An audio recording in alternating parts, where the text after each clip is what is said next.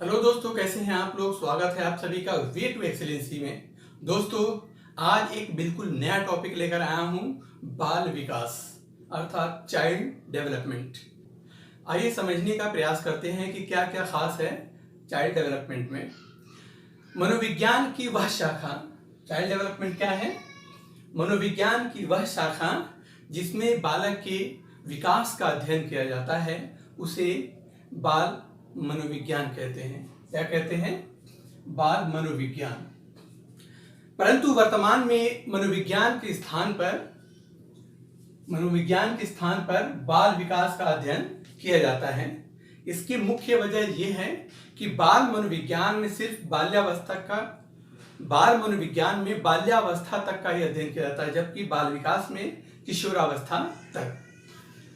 दोस्तों, बाल विकास का प्रत्यक्ष अध्ययन सर्वप्रथम जॉन लॉक ने किया था। शिक्षा में मनोवैज्ञानिक आंदोलन की शुरुआत शिक्षा में रूसो को जाता है, जो प्रकृतिवाद के प्रवर्तक जनक भी कहे जाते हैं। पेस्टोलॉजी को बाल विकास का जनक कहा जाता है। क्या? जनक, यानी फादर ऑफ चाइल्ड डेवलपमेंट किसे कहा जाता है? पेस्टोलॉजी को। 1774 में अपने 3.5 वर्षीय एल्बर्ट पर बेबी बायोग्राफी द्वारा बाल विकास का अध्ययन किया, इसलिए इन्हें बाल विकास का जनक कहा जाता है। जबकि 17वीं शताब्दी में सबसे पहले कमेनियस ने स्कूल ऑफ इन्फेंसी की स्थापना की। किसकी? स्कूल ऑफ इन्फेंसी की स्थापना की 19वीं शताब्दी में यूएसए में। कहा? 19वीं शताब्दी में यूएसए में स्टेनले हॉल ने सबसे पहले किशोर मनोविज्ञान का अध्ययन किया, इसलिए इन्हें किशोर मनोविज्ञान का, एडोलेसेंट साइकोलॉजी का जनक या फादर भी कहा जाता है। उनकी सबसे प्रसिद्ध रचना, जिसमें किशोरावस्था का वर्णन मिलता है, एडोलेसेंस, जिसका उसका नाम है। बाल विकास की परिभाषाओं पे नजर डालते हैं। क्या क्या परिभाषा है? सबसे पहले लेते हैं क्रो एंड क्रो। एक एक शब्द को अक्षरशः समझने का प्रयास करिएगा। मेरा यकीन है कि सिर्फ बाल विकास की परिभाषाओं से ही इसके पूरे स्ट्रक्चर को हम समझ पाएंगे। बाल मनोविज्ञान की वह शाखा है जिसमें गर्भावस्था से किशोरावस्था तक का अध्ययन किया जाता है। ये कौन कहते हैं? Crow and crow. आइजेंक के अनुसार देखते हैं क्या कहते हैं। आप भली भांति परिचित हैं।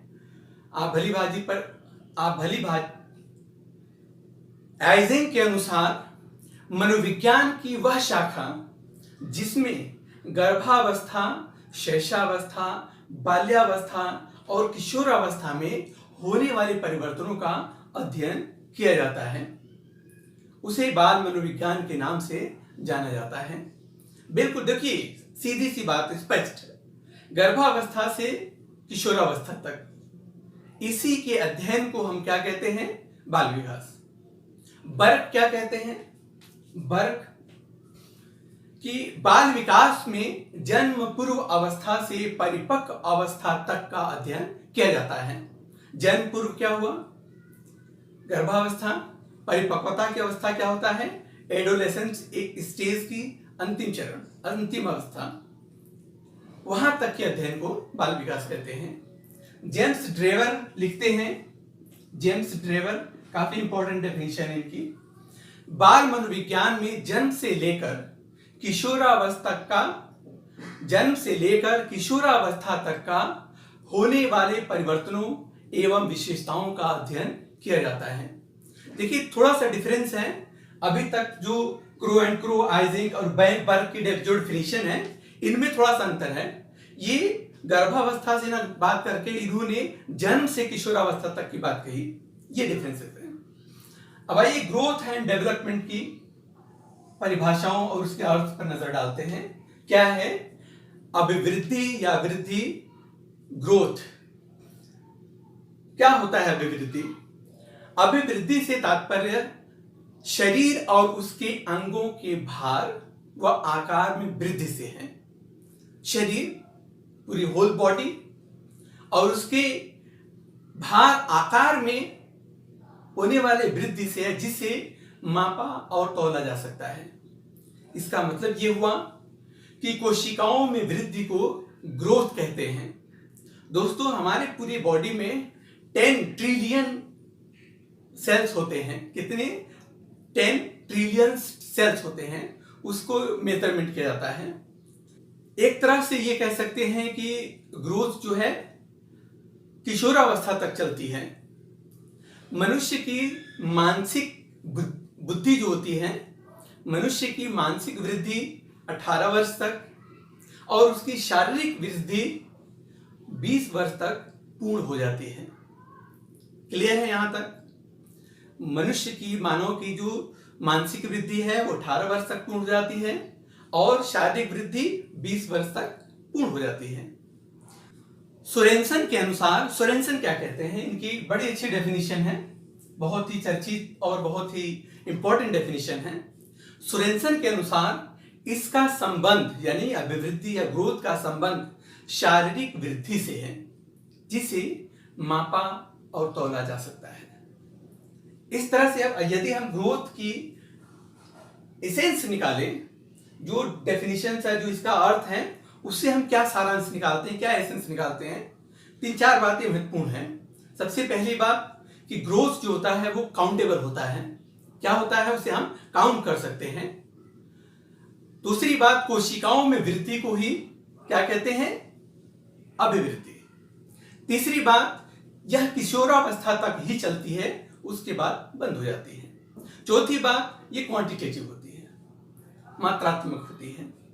आइए अब लेते हैं डेवलपमेंट, यानी विकास क्या होता है।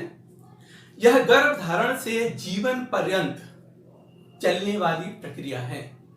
यह निर्भरता से स्वायत्तता की ओर चलती है, यानी जब हम डिपेंडेंट होते हैं और जब हम इंडिपेंडेंट हो जाते हैं, वहां तक चलती है। सबसे जरूरी बात इसमें यह है कि हर परिवर्तन विकास नहीं होता। सबसे मोस्ट इंपॉर्टेंट बात कि हर परिवर्तन विकास नहीं होता, केवल वही परिवर्तन विकास होता है जो व्यवहार में स्थायित्व, स्टेबिलिटी लाते हैं। सोरेनसन देखिए क्या कहते हैं, इनकी सोरेनसन के अनुसार विकास क्या है? विकास व्यक्ति की क्रियाओं में होने वाले परिवर्तनों में अनुभव किया जा सकता है। हमारे बॉडी में जो भी परिवर्तन हो रहे हैं हम उससे अनुभव कर सकते हैं, वो विकास है। हरलॉक क्या कहती हैं? विकास की प्रक्रिया बालक की गर्भावस्था से मृत्यु तक एक क्रम में चलती है, एक सीक्वेंस में चलती है, तथा प्रत्येक अवस्था का प्रभाव दूसरी अवस्था पर पड़ता है। जैसे हड्डियों का मजबूत होना बचपन में कोमल होती है, जैसे जैसे हम डेवलप करते हुए जाते हैं, एज हमारी बढ़ती जाती है, हमारी हड्डियां मजबूत होती चली जाती हैं। ये थी विकास। आइए अब जरा दोनों में डिफरेंसेस, अंतर को समझते हैं। सबसे पहली बात कि जो अभिवृद्धि होती है वो अपने आप में संकुचित अर्थ में है, क्योंकि इसकी वृद्धि किशोरावस्था तक ही चलती है, जबकि विकास जो होता है वो बहुत ही व्यापक अर्थ में होता है, क्योंकि यह गर्भावस्था से मृत्यु तक चलती रहती है, अनवरत चलती रहती है। दूसरी बात यह है कि यह बाहरी या शारीरिक पक्ष से संबंधित है, किससे?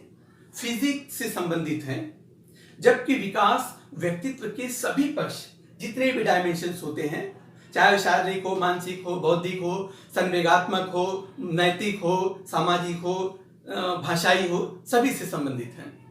तीसरी बात कि अभिवृद्धि जो होती है वो काउंटेबल होता है, अर्थात इसे मापा जा सकता है, जबकि जो विकास होता है वो अनकाउंटेबल होता है, इसे मापा नहीं जा सकता, इसे मापना संभव भी नहीं है। तीसरी बात, नेक्स्ट पॉइंट है इसमें, अभिवृद्धि जो होती है वो क्वांटिटेटिव होती है, मात्रात्मक होती है, परिमाणात्मक होती है, जबकि विकास जो होता है वो क्वालिटेटिव होती है, गुणात्मक होती है। नेक्स्ट पॉइंट है इसमें कि अभिवृद्धि एक निश्चित समय तक ही चलती है, जबकि डेवलपमेंट निरंतर चलती रहती है, जन्म से मृत्यु तक चलती है। इसलिए इसे डेवलपमेंट गोज फ्रॉम वॉर्म टू टॉम्ब, अर्थात गर्भाधान से कब्र तक की प्रक्रिया को कहा जाता है। तो दोस्तों ये था चाइल्ड डेवलपमेंट और उसमें ग्रोथ एंड डेवलपमेंट और साथ ही उसमें डिफरेंसेस। फिर मिलते हैं नेक्स्ट वीडियो के साथ इसी सीरीज की